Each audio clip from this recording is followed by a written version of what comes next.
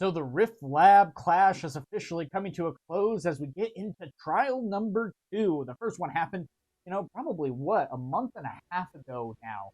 And it was a very long event where everything took place in one day. But now, luckily, we have everything taking place in 2 days. Day 1 is going to be all the rounds that we are going to be seeing until we get into quarterfinals, semifinals, and the ultimate finals in Day 2. There's a lot of exciting teams coming your way, huge production value that is going to be there as well, with a bunch of casters that are going to be joining for the event with these competitors who have been competing now for a month to be able to make it into this tournament. And so with that being said, guys, we are going to be diving into what these tournaments look like, what these decks are looking like, and who is at the very top and why they might be at the top.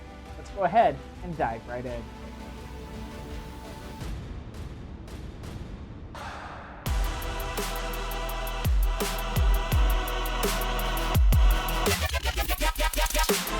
So like I said, this has been going on for pretty much 2 months now. Every 2 weeks, the Riftlab clashes have been occurring where people go ahead and play 4 rounds of Swiss to be able to make their way to the top.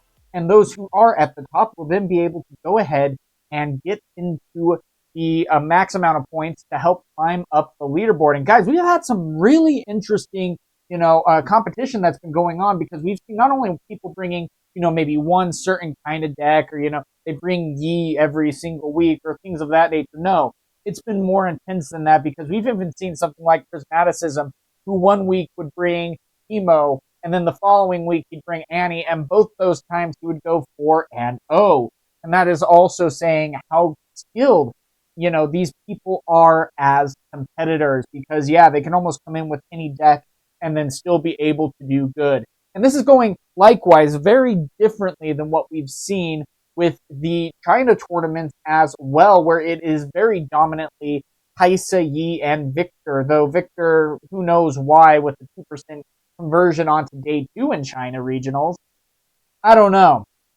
But the fact of the matter is that it is still happening, but a lot more people are going more towards the Darius and set builds in the meta in China. But that's another topic for another time, because what we are diving into is going to be these deck lists. So let's go ahead and take a look, though, at the leaderboards thus far and how it's going to be leading into the Riftlab clash.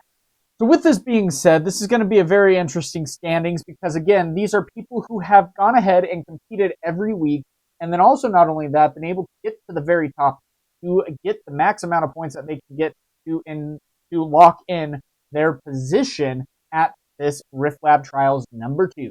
Now, with that being said, this is going to be really interesting as well because, first and foremost, Ganstrax has been the one who has been able to get a max of 30 points every single class. And that's pretty impressive, which means he hasn't lost a single match. He might have lost a couple of games here and there, but all in all, he hasn't necessarily lost a single game. Freaks, on the other hand, has been able to do really well with his abilities and has been able to climb up the leaderboards. With that, though, Batsu was the one who was able to take him out in the last clash, where we saw Yi going against Darius. And I mean, Batsu has been doing a really good job. We see him there in 4th place, tied for 4th. And he has done an absolutely great job with his Darius hook build as well.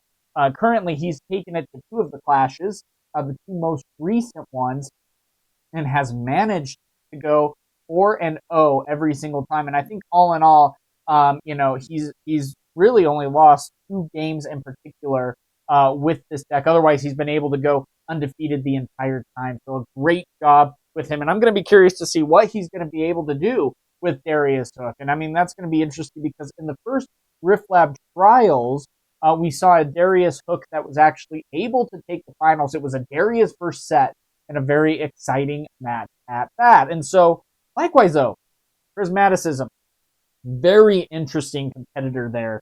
Like we said earlier, he has played a Teemo and an Annie so far, and that's so long as we have seen him be casting. He could have even brought other stuff in the other clashes as well. A very dynamic and very knowledgeable player in what he is able to do. You saw what he was able to go ahead and do as a Teemo player, was able to get a lot of really cool plays done. and, was able to read the field and create the best decisions so that he was able to win these games.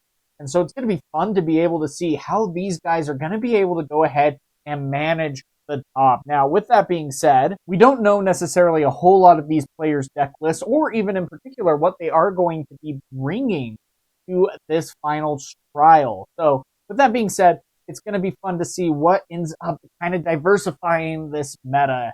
And with that, houses are big is going to be really interesting as well, but you're going to see a really big kind of point drop off, after Kinjits.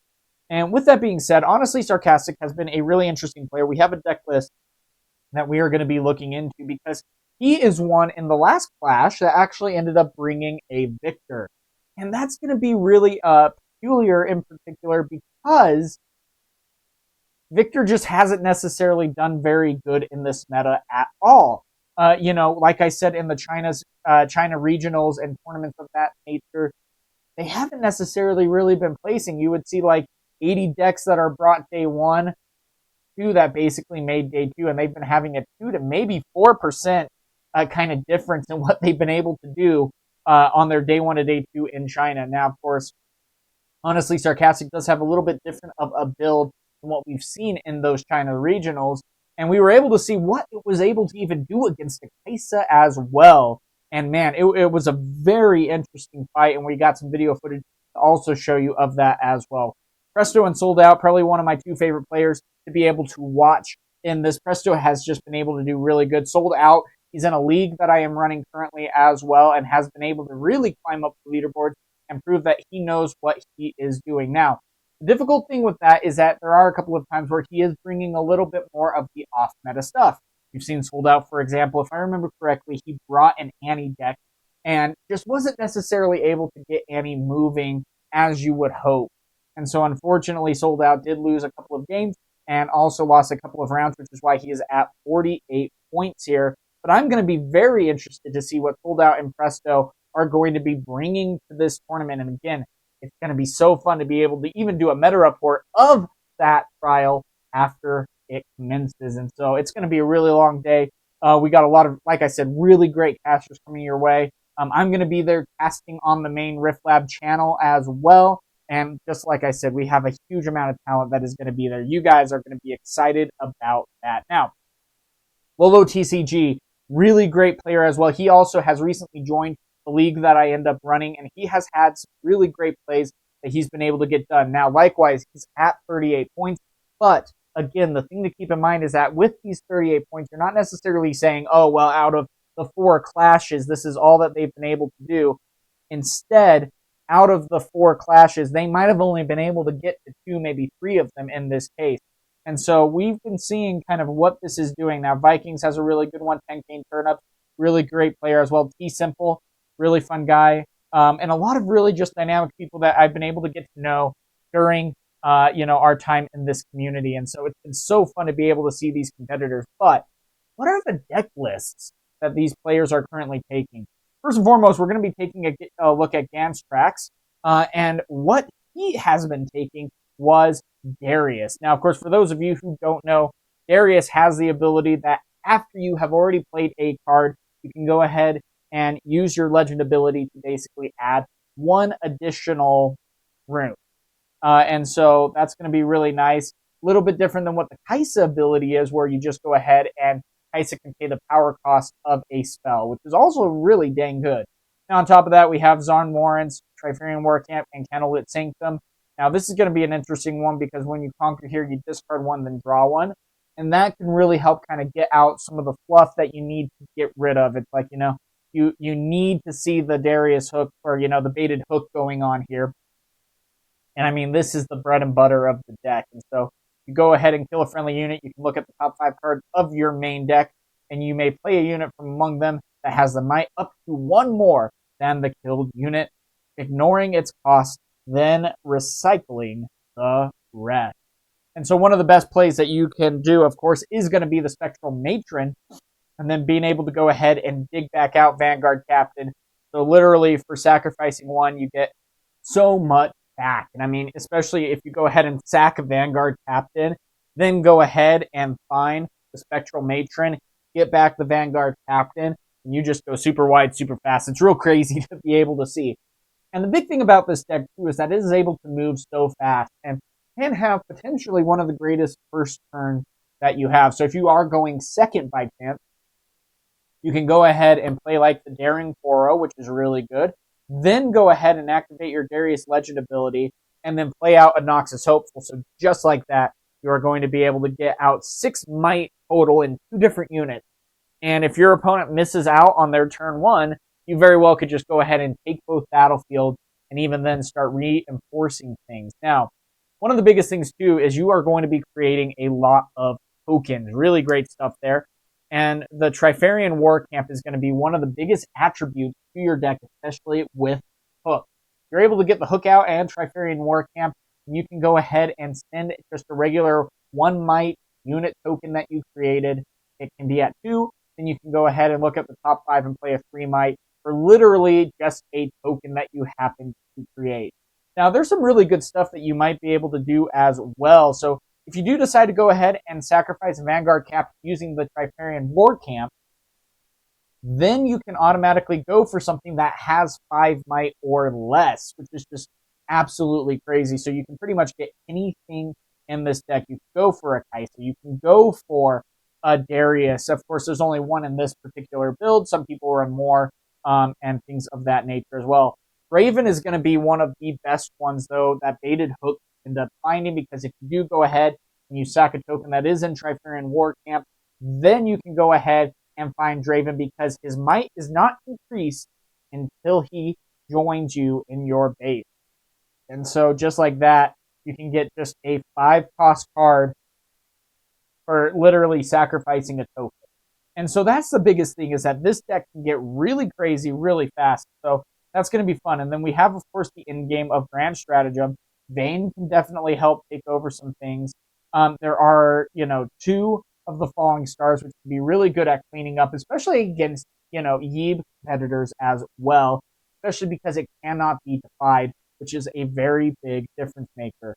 Then on top of that, you can still even get some more card draw off of Hidden Blade if you're targeting one of your own units, and then Cleave to really help get over those very difficult mites that you might not be able to get over, depending on the battlefield or the legend that you might be going against. I mean, gosh, if you're going against Yi and he gets out, a 6 might unit and you have to get over it, and, even if they're tapped out, that's going to be at 8 because of the legend ability. Well, if you go ahead and do a Cleave with the Darius, then all of a sudden you're at 10 and you can get over pretty much anything that you need. And so, again, really great stuff. Now, Turnham Sideways has casted this competitor a couple of times already, and he has proven very well why he deserves to be at the number 1 spot. He is undefeated, and so I am so curious to see what he is going to do. Now, with that being said, we have Batsu. Now, this guy has also just started his posting YouTube videos and going on, and so right here is one of his videos. I am covering it up, so just imagine I'm not. With that being said, he has done an absolutely great job at being able to figure out what worked well for him, and then thriving with the Darius in this case. And I mean, you're going to see a lot of similarities here. Arena's greatest is going to be the battlefield difference, because what this does is really help speed up your game. Decks that really help out or really dominate the end game, well, you're basically saying, hey, guess what? We're 1 point closer to winning. I think I'm going to be able to take this if I can get speed jump in that early game. And so really fun stuff to be able to see with that. And I really do recommend checking out this video that Batsu has made. A lot of really good information as he breaks down his plays as we casted his match during the Riftlab Clash. So really cool stuff there. Really recommend giving him a subscribe as well. And going from there, really great guy. Now, he is running 2 Dariuses this time, which is a very big difference. 3 Seal of Unities, and I mean, those seals are so crucial on keeping you in the game, especially as you continue to use baited Hook. That could be a really big difference maker right there, because Seal of Unities, you don't have them, and you have to keep, recycling because of the power cost of baited Hook. You're not going to necessarily be able to really catch up. And you almost end up shooting yourself in the foot, especially when you're trying to reach Grand Stratagem at the end of the game. If you are unable to do so, well, then you're just in trouble, especially once you get to that 6 point. Getting up to 8 points with Grand Stratagem is going to be one of the most helpful things that you can end up doing here. Now, one thing that I do want to say, and that is interesting as well, is that in these Riftlab clashes, we have seen pretty much every single dynamic of deck, but we haven't necessarily seen Misfortune necessarily do well in these clashes. We've seen, I think, one or two matches that I've casted personally with Rift Labs, but we haven't necessarily seen a whole lot going on with that. And so it's going to be really interesting to see how this ends up going. But with that being said, Darius has been one that's been very surprising. And again, hasn't necessarily gotten a whole lot of representation over in China. This is almost a very high risk, high reward deck. Because if you are able to go ahead and utilize the hook, then you can go ahead and run really fast. Now, likewise, though, there have been even a couple of tournaments that have just been running regular Darius, no hook needed, and has still been able to perform pretty well. There were a couple of big 125 player tournaments that took place over this last weekend over in China, and there were some really close rounds where Darius was in the top 8. I think he got 5th in one of the local tournaments that were over there as well. So he's definitely one to keep an eye on. I wouldn't necessarily say he is one of the top decks. That still is going to be Yi or Kaisa in this case, but still, Darius is not one to sit on at all, as very well could be probably the 4th, if not 5th, best deck in this current meta. And I mean, he is going to be just an absolutely scary force to have to go against because of what he is able to do. And so, really fun to be able to see with that. Kiana is sitting on a location, but the points, and I would dare say the board presence, does still favor Gans here. Yeah. I mean, especially pushing to 4. Kiana's scary, right? Kiana on Godwill, you have to be concerned about this, but Gans is just going to try and stack up as much as possible. It's to send this in. We haven't seen the matron come out, so now you've got a captain in the bin ready to find the matron. Full stack up. Let's see if it is a hit. Gans has really not missed too much so far in this series. And there's already been a hook activation. I have to expect the odds of finding one of the 3 matrons here are quite good. But not going to find it this time. Draven is still a pretty good pickup, though. This is going to just be upgrading your 3 might unit to a 7 might unit for the cost of an energy and a power. And that Draven, again, so efficient, right? Representing 7 might. I know in our card reviews, we'd kind of talked about how Draven would very rarely be something that we would expect a lot of 3-ofs. But again, when you're playing this baited hook list, it's just so often a lot of value. The multiple bodies generating early conquers, or in this case, double conquers, means that you're already racing that kind of might to curve, but being able to also just get this Draven off many of the 2 might units, or in this case, you could get it off of a recruit if it's, at a battlefield where it's getting a bonus, for example. It's just so efficient. Yeah, no, I mean, I still stand by my take on Draven that I think the card is terrible, but the exception is when you don't have to play it, you get to just get it out for free, essentially, then I think the card is incredible. I think it's insanely good. And so in this deck, it has its home. It has its spot to be a really, really insane card. Yeah, it turns out making your entire deck kind of into a mini Nocturne is pretty good. Now, when is the Order Chaos deck going to come out, where you can play Hook and Nocturne at the same time? I don't know, but I don't know if I want it. It's the stuff of nightmares. Speaking of nightmares, Big Ben here, living through yet another one, trying to figure out how to get back into this game.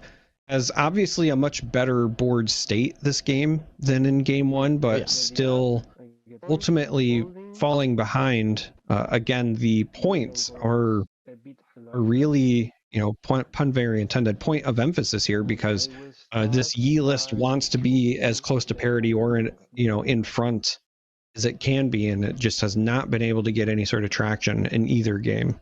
Yeah, once again, going to be sacrificing a captain, looking for the matron to just keep the refill at the base after getting the score here.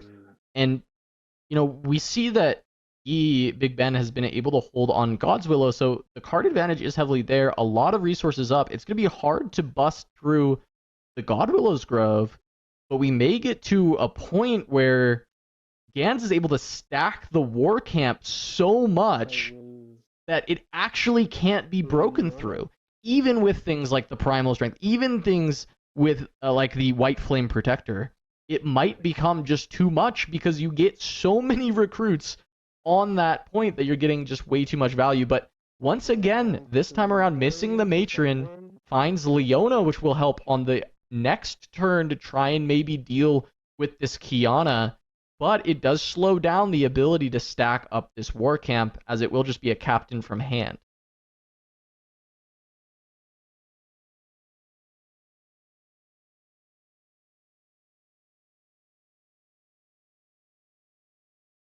Big Ben really trying to think through things here. You have to wonder what's in the hand, right? Because there's a lot of runes available. These E-lists very often have combat tricks or protective spells or things like that. But I mean, that's really another, I think, important piece or important point here, is that a lot of the things that normally protect your units when you're the Yi player don't really work very well in this Darius matchup.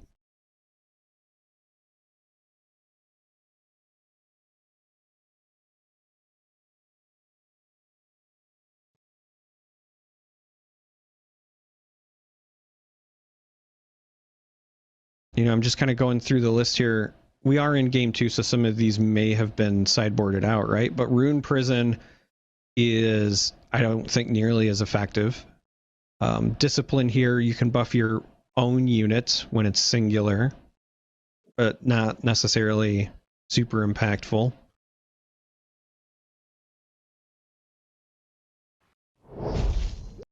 Time, and using that Beta Darius is sending it across the board. A draw of the Dead Bloom Predator, or at least holding one in.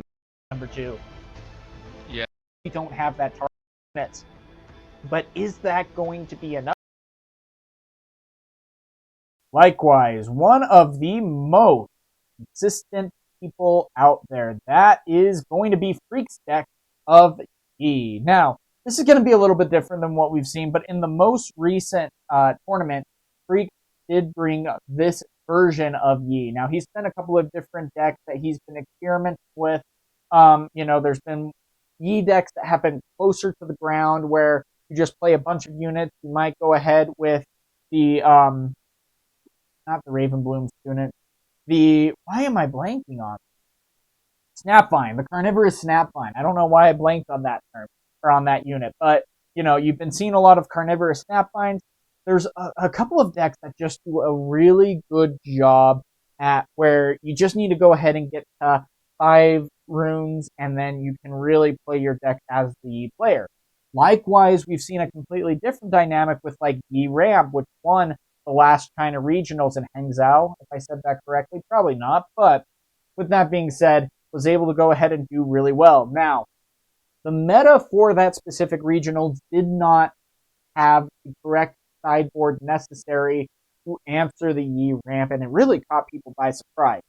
The hardest thing about that is that Yi himself go ahead and play Defy, so any of the gear destruction, as long as he has a Defy in hand, he can go ahead and counter that, which is really devastating when you are playing the Auroras. Likewise, though, there are still a lot of board wipes in the battlefield, at least, that can really devastate your opponent. And even if not, you have things like Singularity. Now, the difficult part about that is Dead Bloom Predator is becoming a little bit more popular and being played in Master Yi deck. The reason why I say that is so difficult to have to go against is because of the deflect. Opponents must pay one of their runes to be recycled, aka the power cost, in order to target him. If you do end up having to target him twice, and you probably have to, then you have to recycle 2, and that cost is pretty insane. And it might not be a lot, but I mean, when you do end up trying to go ahead and play a unit to get things moving, you go ahead and you attack in, use a singularity to go ahead and deal 6 damage to help get over the might. You have to recycle a card on top of that. That can really start to set you back. And that is one thing that I absolutely love about the dynamic of this game, is that you are going to be seeing things where you really have to learn to balance how much you're willing to recycle from the power cost in your deck, because if you do happen to go too far, like with Set, for example, you just recycle all of your runes, then you might not be able to come back into it. And Deadbloom Predator is such a good card because you are able to go ahead and play him in an occupied field as well. Now, one that's actually been seeing a lot more play lately in the past 2-3 weeks has been Tasty Fayfo. Now, the biggest thing about him in this case is that he is able to be accelerated. He is kind of the calm version of Thousand Tail Watch. Now, the reason why I say that is because he can be accelerated. He has no power cost, though, which is a very big difference. So you really only have to pay 8 and a recycling of a calm in order to go ahead and have him accelerate. Then, not only that, he does have a pretty good ability, though not as good as, the Thousand Tail Watcher, where he is able to channel 2 runes exhausted and draw 1. And so, I mean, man, you can really get back into this game and get really scary really fast with that as well. Likewise, of course, the White Flame Predator. This can brick your hand up pretty bad, though. If you do end up having like 1 or even 2 in your starting hand, it has happened. Happened to me. It really sucks, and that can really slow you down. Find Your Sinner has also been one of the newer cards that are in the deck. Now, it is such a good card in particular because if an opponent's board is within 3 points of victory, this costs you less. Go ahead and just pay 1. Awesome. And then you get to draw 1 and channel 1 rune exhaust. It's like, come on, that is just so good. Especially if they're 3 points away. Come on, that's insane. First mate to be able to have units come in ready.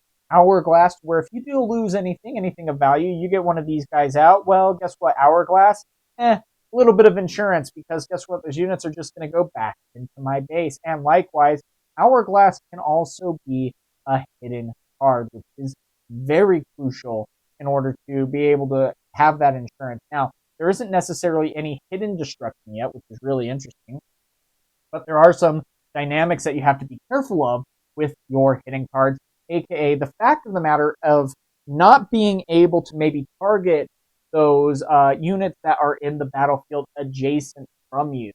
There's certain hidden abilities that only can target the battlefield that they are in. And so you have to be a little bit careful about how you go about doing that.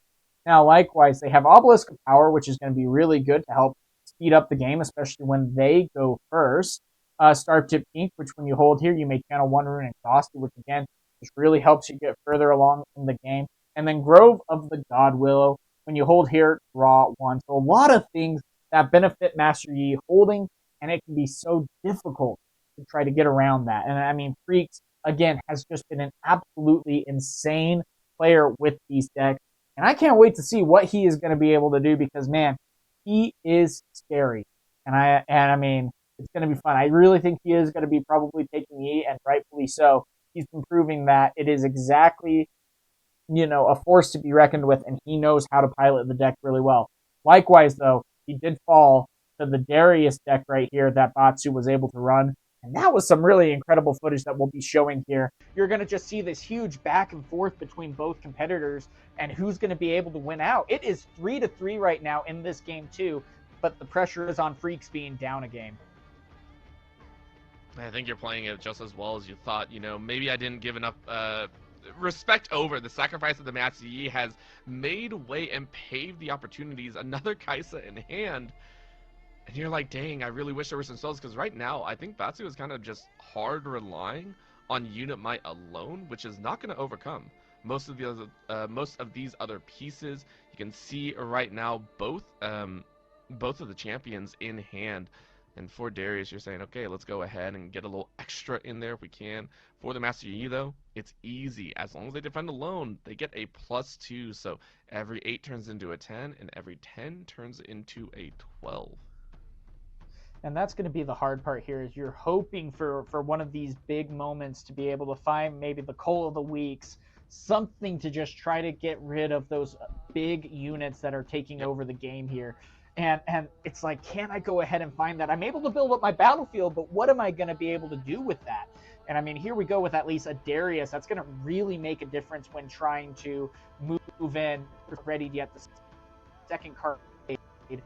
Oh, they might actually be able to with playing the Vanguard Captain with the Darius Legend ability, and that can be very helpful on rebuilding the board, but also even taking this battlefield that is holding them back right now. They're fighting so hard. They got blood on their hands, but maybe not enough. You got double tokens on the back end for that warrior.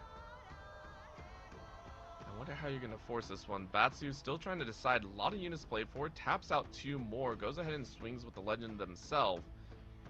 And where did they allot this? I think the idea is to attack that Dead Bloom Predator, but...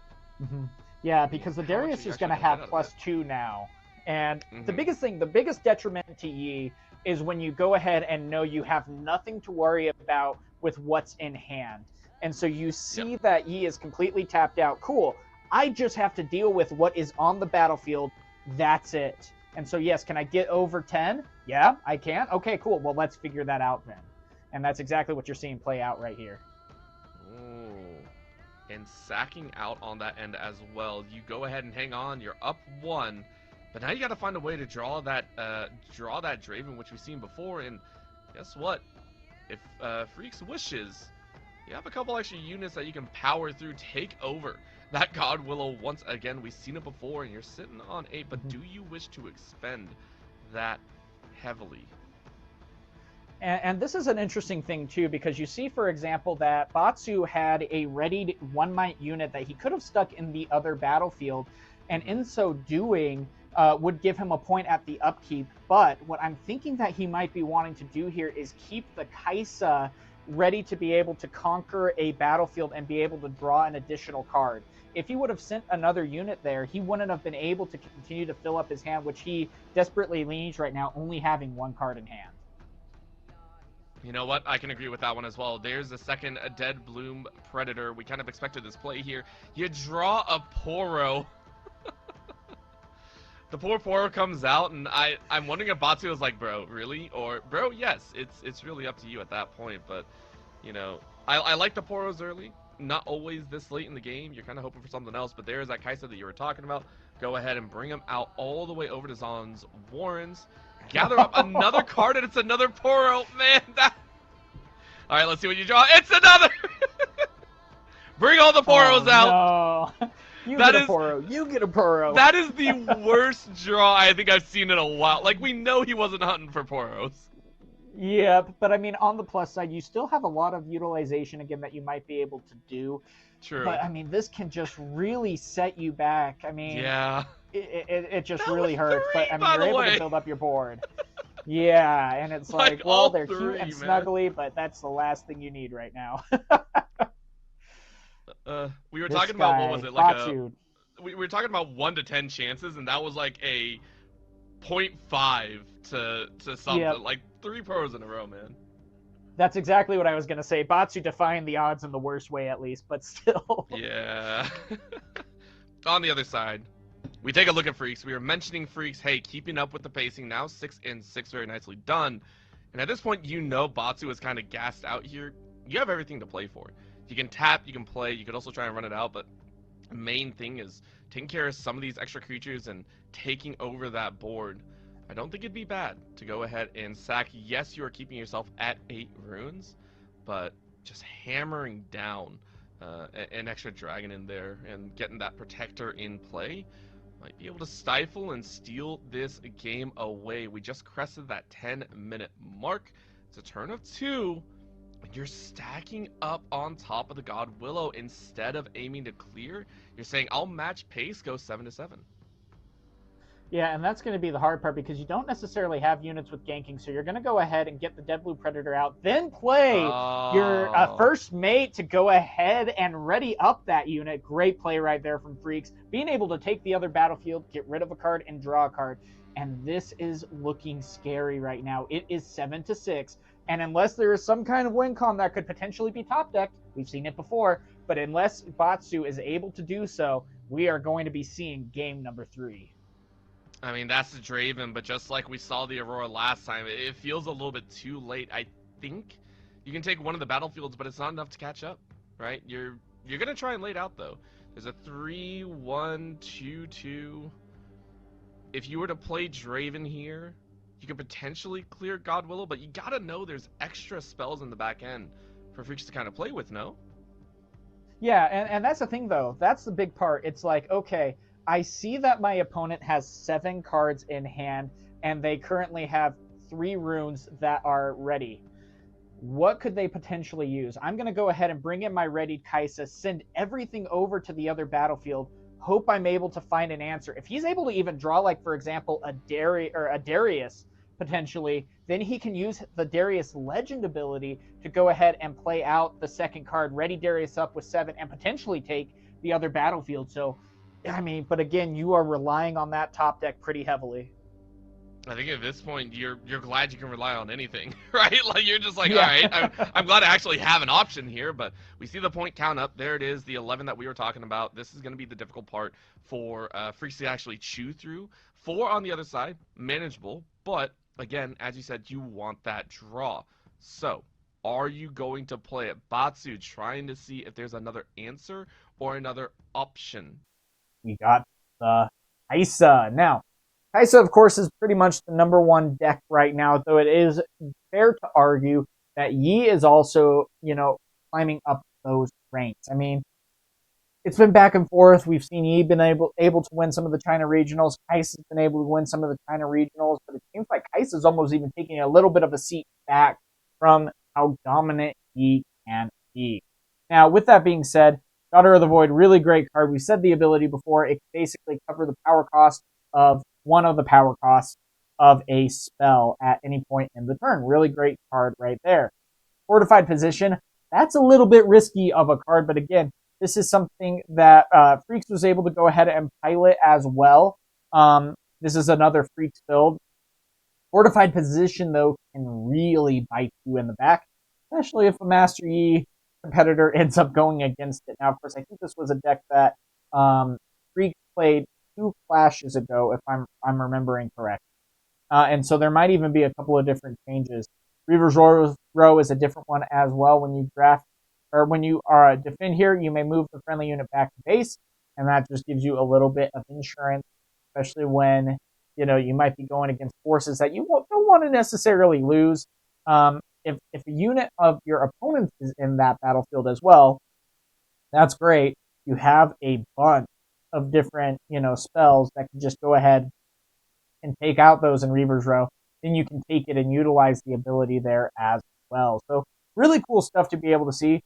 One retreat, I've been seeing a lot more people in Kaisa running more retreats because it is such a good card. Even just the fact that you not only are able to return a unit to hand that you don't want to lose, but on top of that, you're also able to channel a rune exhausted. So you're seeing sometimes 1 to 3, of course. I'm not necessarily a proponent of only wanting to run 1, but still being able to even get a couple going is really good. Likewise, Smokescreen is just a really good card to -4 might. It's a great card to be able to surprise your opponent. Again, difficult against Ahri, Lee Sin, and Yi decks in particular because they can defy it as well. But again, if they don't have the defies in hand, then you can go ahead and utilize Smokescreen and really devastate your opponent, because if they do attack him with something that you do want a -4 might from, that's probably a pretty high cost unit that then gets shut down. And so you got to be a little bit careful, and there's some fun stuff that maybe you can do to try to, bait out their defies, where you're okay with that. Now, likewise, Falling Star cannot be defied because it has a 2 power cost, but even still, I mean, Falling Star with the Kaisa Legend ability, it is such a good card because you only do have to recycle 1, and that can be such a big difference maker. I would change Fortified Position to something else in particular, but that's okay. He is only running 1 Kaisa as well, which is going to be interesting to see. And that's going to be the biggest thing, is this is definitely utilizing a lot of removal, and then some good card draw. You have Lecturing Yordle, you have Stupefy, You have your Void Seekers, all of these cards that you are only able to go ahead and replace themselves as you play them. Cathian Rain is also going to be a really good card, except for going against the Dead Bloom, because you have to recycle one additionally for each time that you copy, or each time you go ahead and do Dead Bloom Predator as a choice. So you have to be a little bit careful there. That's why, in particular, the difficult part with that is there are, even a different spell that has been climbing up the rank a lot more. We've even seen a little bit of progress being played, but Unchecked Power has been one that has been being seen a lot more play in this meta as well, just because it exhausts all friendly units and then deals 12 to all units at battlefield, which ignores the targeting cost of the Dead Bloom Predator. And so that's going to be a really big difference maker right there as well. And the Recruit, I love Recruit the Void Gate, right? Yeah, go ahead, use a spell. Recruit, just to get the point. It's very, very good. Yep. Quite strong there. We're getting the 5 might now on the Noxus Hopeful. In the war camp, Darius figuring out what they want to do. I mean, getting these incidental points at the beginning again is exactly what these aggressive decks need. You need to be able to get ahead and get ahead early, because as we've seen, the Kaisa deck can rattle off these turns where you've got, you're playing 2 or 3 spells, wiping your board, and then they just, oh yeah, I'm just going to play also these really efficient units and just win the game even though you're up 2 or 3 points. All right, gonna overload Warcamp just by going ahead and playing out Matron. This Matron, you're a lot less happy to play Matron for the full cost when it isn't going to just be a captain that you have in the bin. But it seems like that's just the plays available to Genstrax, and this does allow you to still put a lot of might stacked up on this Warcamp that's going to be pretty difficult to deal with. And what I want to point out here, Blevins, is we saw that Icathian Rain last time do a good job of cleaning up the board. These breakpoints are really awkward. Because they're on Warcamp, those 4s are 5s. So they take 3 hits of the rain each to actually be removed. Yeah. It's still a 2-for-1, but it leaves the opponent with so much left over. The board that the Kaisa has is not super strong right now, and it would be their entire turn. So it's just not that good. Like you said, the breakpoints are super awkward for the Kaisa to deal, at least with the Icathian Rain specifically. Could maybe see some. We could see a Void Seeker come out. Actually, no, that's not even good either. No, yeah, 5 is a really good number 5's great. to have against Kaisa. Yep. 5 is very difficult for Kaisa to deal with. And so overloading this while you have the lead, it does make it difficult for Kaisa. I think that the scariest thing starts to become the Thousand-Tailed Watcher. And this is only 7 runes, so it can't be accelerated in.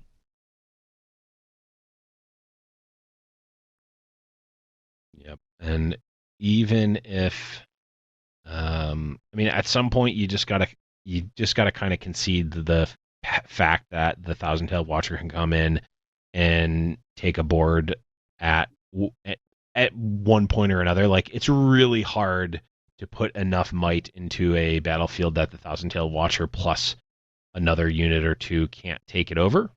So it's going to be a matter of getting as many points as you can while not committing every single resource you have at your disposal to get taken away from the Thousand-Tailed Watcher.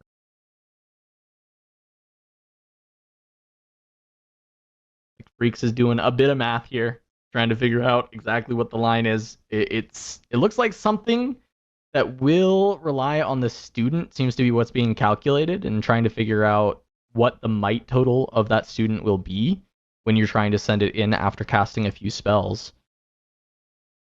This 7 resources up, 5 cards in hand. I mean, there's a lot of different things Kaisa could be having. And that's Tau 7. Is it just a Watcher? No. That looks like a Rain to me. Yeah, sure is.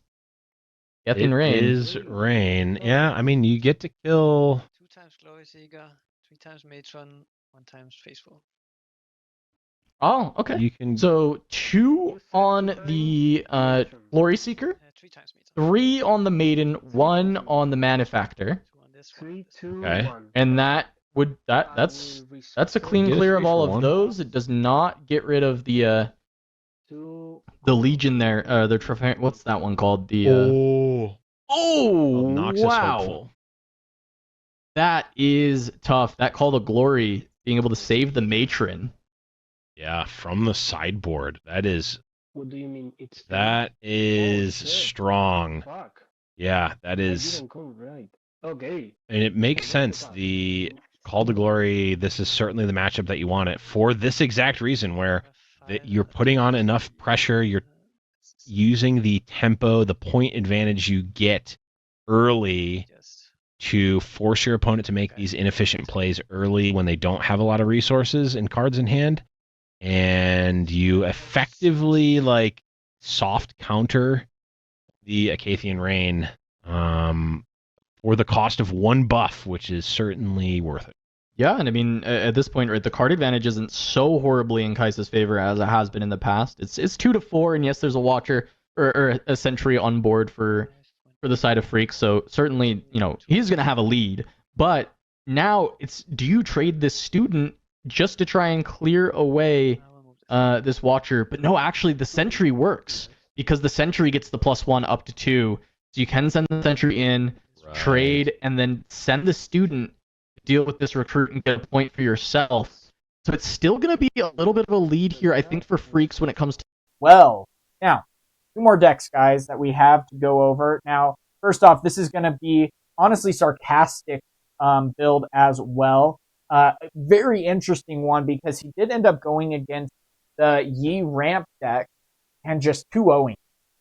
And it was like, and I mean, yes, this deck could very well be built to do so, and it has the looks to be able to do so, but still really interesting stuff. And again, you're only ever playing the 1 Victor, and even then, you're not necessarily playing this Victor very much, all things considered.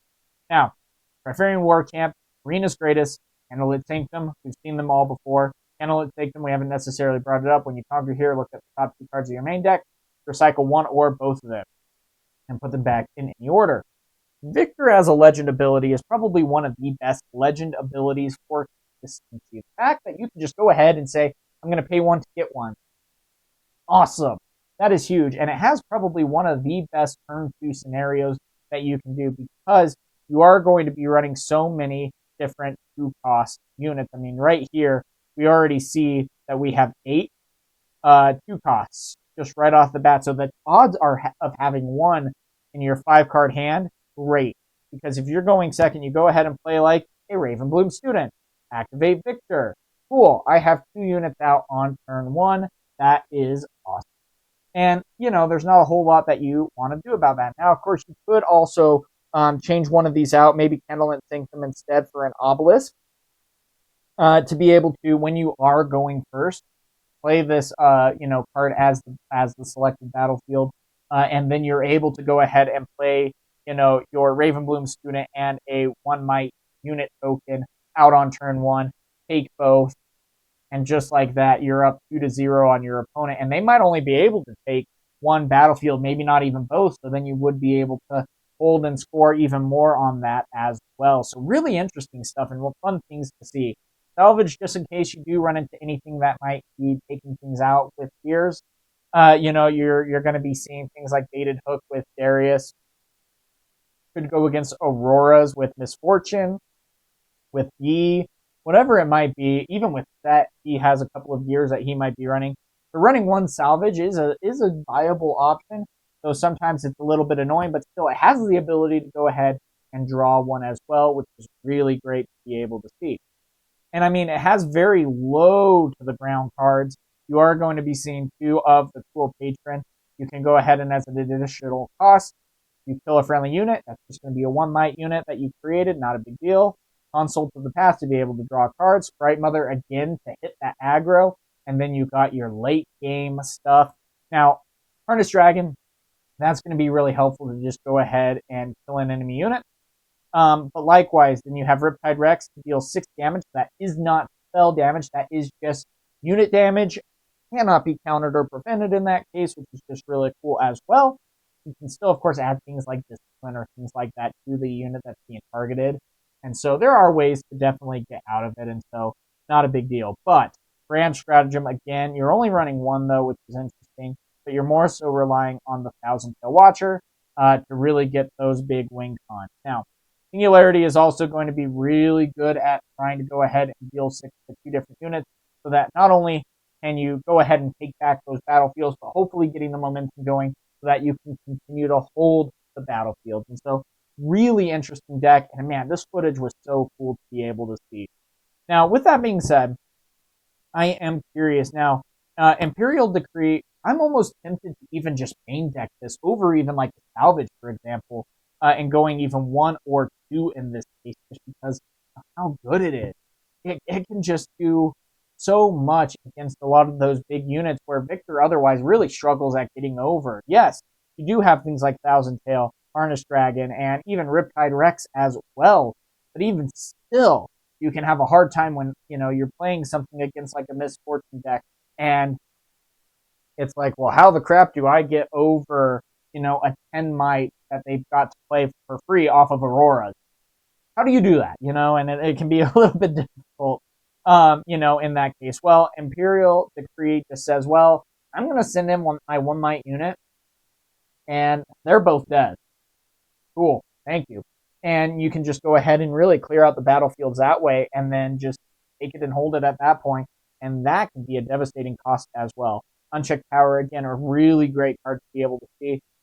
Just then deals 12 damage to all units in battlefields. Now, of course, that does include your own. Don't forget that. And then, of course, just in case, Salvage for the gears and things like that. And Shin, very interesting choice as well, because it has shield +2 and can be played basically as Flash, aka a reaction card, and also has tank. So it'll come in as a defender, and just like that, you have +5, and Shin will take all that damage as well. So really helpful stuff. I would almost even take out like maybe a Soaring Scout and add another Imperial Decree. I am super sold on this. It does suck to have a 2 power cost in this case, but still really fun stuff. And bring these cards out to play, but is it going to be enough? Time is not on your side, Vatsu. You know this is kind of like the last hoorah. If you're not able to clear, it's going to be damaging. Yeah, that's going to be the difficult part. And so, in this case, it's like, do you just go ahead and you take Grover?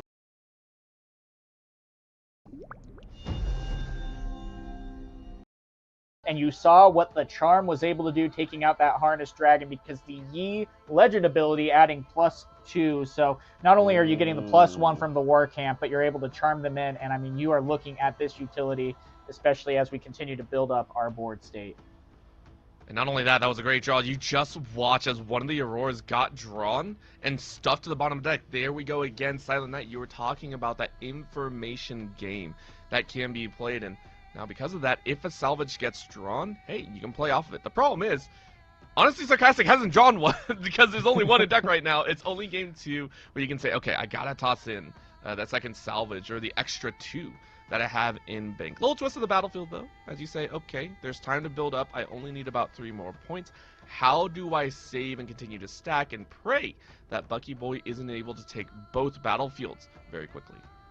Yeah, and that's going to be the big thing. And again, we still have Call of the Week. That'll at least get rid of Hourglass in this case if you need to, and a battlefield potentially.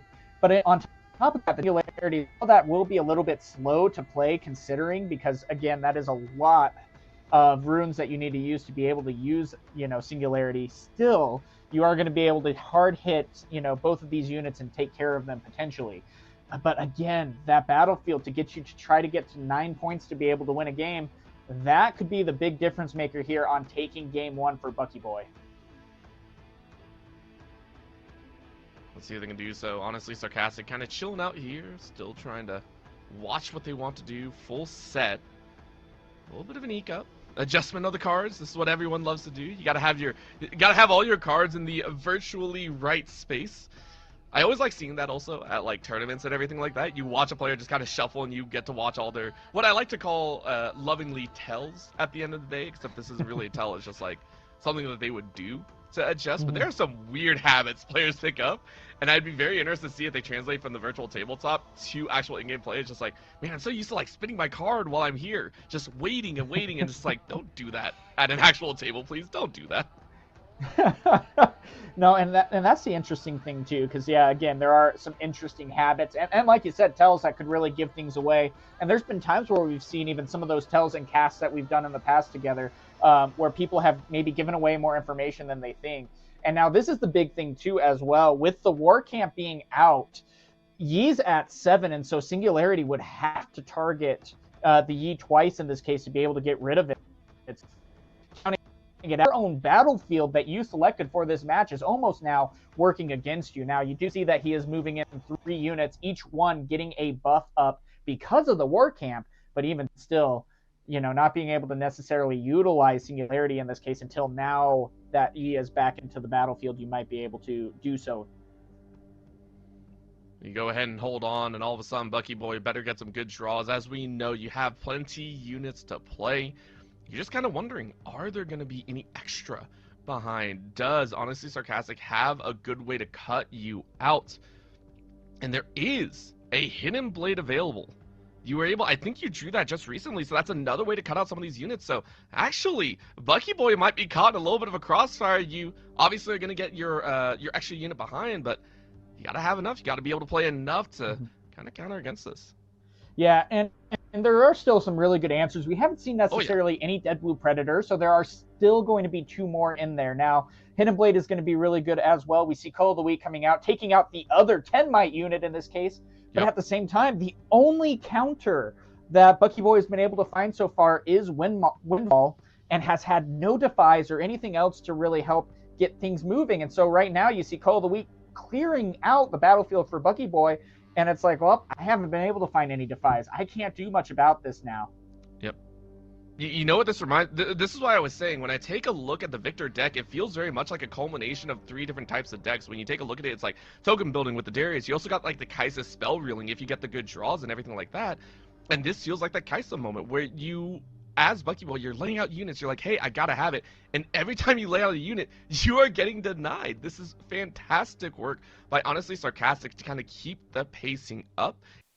With that being said, Prismaticism, really great player, and we've talked about him in the past.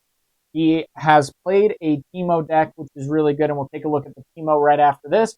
But the Annie, this is such an interesting build, and the reason why I say that is because Annie is, a lot of people are describing it as the Teemu Kaisa, or, just the worst Kaisa in this case, and I can see why they would be arguing that, but it still is a really good card, especially one of the better legend abilities of at the end of your turn, ready to rune.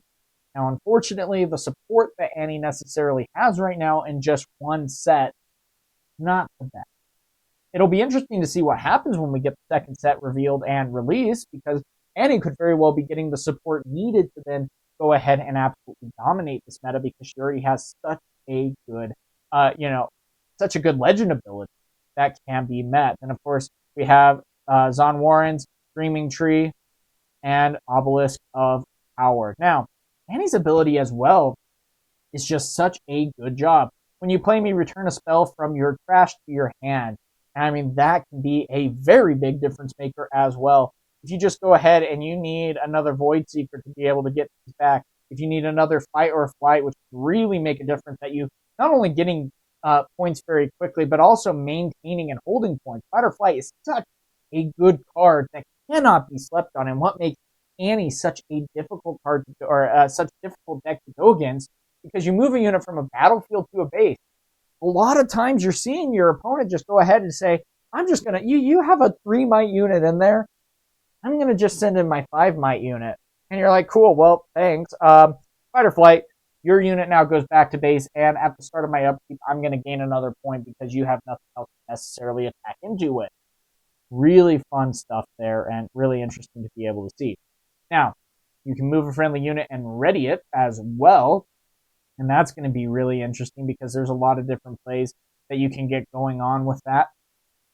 Likewise, I mean, it's just so interesting to be able to see how you're going to be able to play this deck Sneaky Deckhand can be really quick as well. You can just play it into an open battlefield. And it's like even on your first turn, if you're going ahead and playing Obelisk of Power and you have Sneaky Deckhand, turn one, you're just like, hey, I go ahead and take this battlefield. You're scoring 2 or 3 points right off the bat. That is scary to have to go against. 3 Kaisas, again, being able to maintain the card draw. And I think that's going to be the biggest thing here is that Annie is just kind of struggling with the card draw. Now, of course, you do have the Traveling Merchant, which can be very helpful in that case. Stack Deck, which can also help. And then even things along the lines of Void Seeker, which does replace itself as well. But you're still kind of hoping and maintaining some good card draw because when Annie runs out of cards, that's going to be the devastating blow where Annie almost defeats herself in that.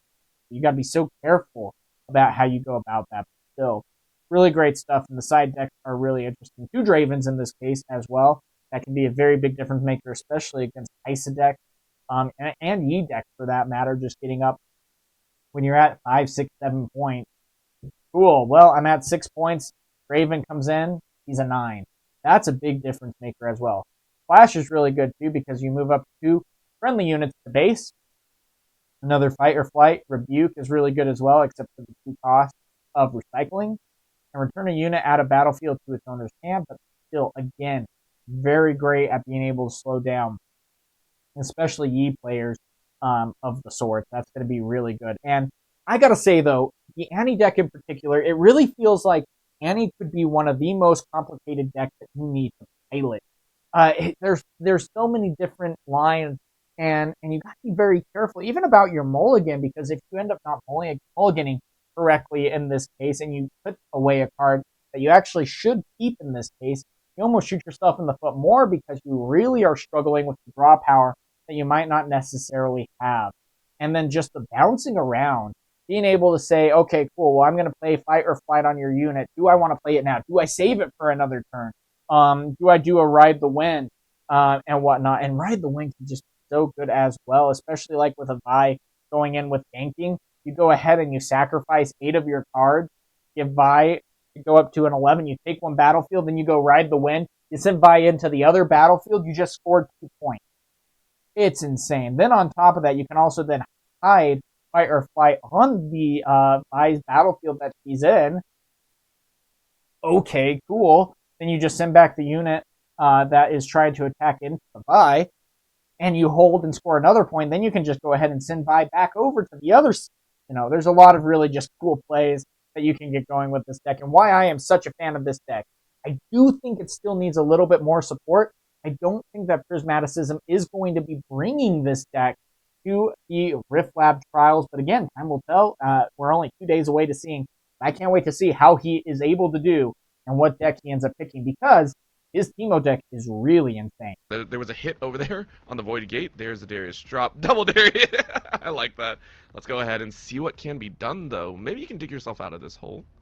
But I think Prismatism is seeing how far you can push this deck. Good clear at the end, though. Very, very nice with Double Darius now covering both battlefields, so here might be the jump back. Yep, and you're right. But again, having to deal with the Thousand Tail Watcher is going to be minus 3 might from each of your opponents in the battlefield. So this is going to be just a very crucial card on getting back into this game. And then on top of that, if you can go ahead and even add a little bit more might to Darius as well before he moves in, this could really very well be a GG as well. Now, of course, Fight or Flight being in hand, though, is going to be something that we don't want to bat an eye at here because it can still try to do a lot here on getting things moving as it sends the opponent's card back to the base in this case, potentially. There's a swap out. You go ahead and move Darius on in. The Fight or Flight being expended, of course, as you just mentioned, and these are the turns. These are the runs that are only so available. And it's now down to Prismatism.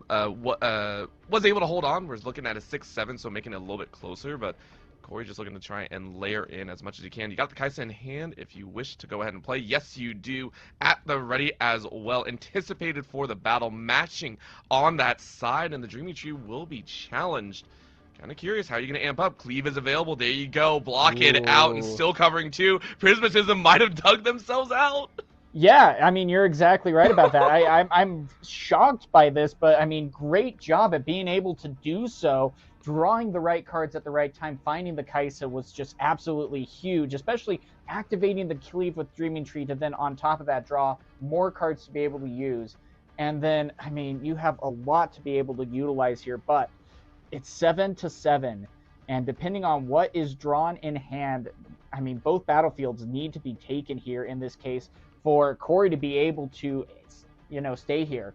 Falling Star might be a good option to clear out some really big threats. And it looks like, yeah, we will be getting both one hit each on the Kaisa and the other battlefield as well. So Kaisa is going to have 3 damage on her at this point. And then when the Thousand Tail moves in, it'll deal 7 on top of that as well. But the answer, right? You know that Darius is hiding out in the base already, so you know there's an answer prep to go. So I'm simply amazed. We were sitting there talking about it, right? It just goes right back. This endgame has been on fire as of late, and you already see Prismatism is down, out 17 already in the trash, and it's a painful point. They know this is kind of that last push effort, rocking out with a little bit of that speed, playing ride the wind, moving in a friendly unit, and saying, let's go ahead and see what we can do on this edge. Yep, and so that's going to be the big thing, and that will go over to the other battlefield protecting it, and then that will mean that if there is no removal, that when the round or when the move is passed, that will score Annie's 8th point.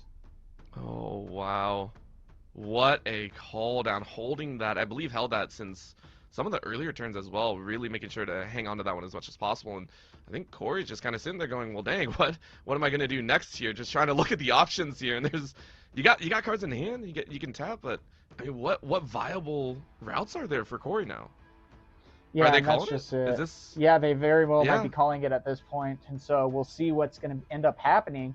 But let's see, tapping 3, maybe playing a Yordle, trying to find that last piece of removal. Kaisa still has 3 damage on it. Any spell that is found at this point could be the answer to get the Kaisa off and stop the game. And then Darius is going to then have to deal with the Thousand Tail Watcher, though he does have the answers to be able to do so. Now, Prismaticism has done an absolutely great job at being able to pilot these kinds of decks.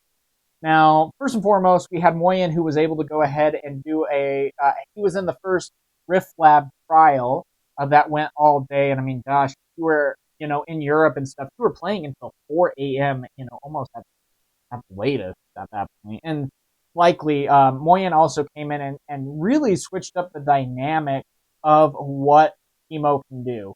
And not only that, though, he did a really good job at being able to lay the groundwork, and then Prismaticism took that and ran and added a little bit more of his own flair with things and was able to do things. Now, Teemo, you may pay 1 to hide a card instead of paying a power, aka recycling 1. Really great ability in and of itself right there, because, it's like instead of having to recycle, just pay 1. That is such a big difference maker in the long run for this. Now, Bandle Tree, you may hide an additional card here. That is scary. Obelisk Power, of course, to move faster. Zon Warrants to get cards into the discard. That's going to be one of the best things for you to do. And this deck goes through its own deck so incredibly fast. I mean, I remember when I was casting this match, and we were looking and just absolutely baffled that our opponent, that Prismaticism was halfway through his deck, and we were like, halfway through the game. And we are like, how is he going through his deck so fast? Well, you have Stack Deck, you have Guerrilla Warfare is also just a really good card as well. You can return up to 2 cards with Hidden from your trash to your hand. And you can hide ignoring cost this turn. Okay, that's cool. And then Consult of the Past for some card draw. Really good stuff. Fight or Flight as well. Hidden. So you can just go ahead and fish back out Fight or Flight. And you can even do 2 different cards with Guerrilla Warfare. And then a lot of this stuff is just so low to the ground. And then you just hit it hard at the end game. Dr. Mundo, you're like, guess what? Dr. Mundo's coming in, and he's a 20. Because guess what? I have so many cards in my discard that he's going to come in and just be absolutely devastating. And it's like, how do you get over a 20 might unit? Yes, and next turn he's going to be down to 17. That doesn't matter. And then Rasa the Sunderer, really great card as well. I cost 1 less for each card in your trash. So it's going to come down to it mid to late game. You're like, hey, well, I recycle 1 and play out a 6-might unit. And we saw that multiple times. It was just so cool to be able to see. Thousand Tail Watcher for the endgame singularity to be able to control the board. And then everything else is just on the aggro side. Stripe Mother to hit hard. Ember Monk is almost the bread and butter of this deck as well. When you play a card from hidden, you give me +2 this turn. Your opponent goes ahead and attacks into a battlefield. You play a hidden card on the other battlefield. And it's like, well, okay, cool. Ember Monk still gets the +2. Then you play a hidden card in your battlefield, and he gets +2. So he goes up from 4 to 8 just like that. And that is very difficult to get over in this current meta as well. Then not only that, one of them might be fight or flight, so you're just like move a unit from a battlefield to its base. And you're like, hey, that one's gone. I'm going to take out your big unit and sit pretty at this point. Also, Smokescreen, another devastating one. Yes, it cannot be hidden, but still, again, minusing 4 is such a good card. Stupefy to be able to draw, Gust to be able to return things with 3 might or less. And of course, 2 Teemos in this case. 1 Teemo is going to be outside of the deck in your champion zone, and Teemo is going to be in your deck. And when you play me, give me +3 this turn. And so, I mean, just really good stuff to be able to have. You also can go ahead and pay 1 and tap Teemo to put a Teemo unit you own into your hand from the champion zone or the board. So what you can end up doing is going ahead and playing him, go ahead, add him to hand.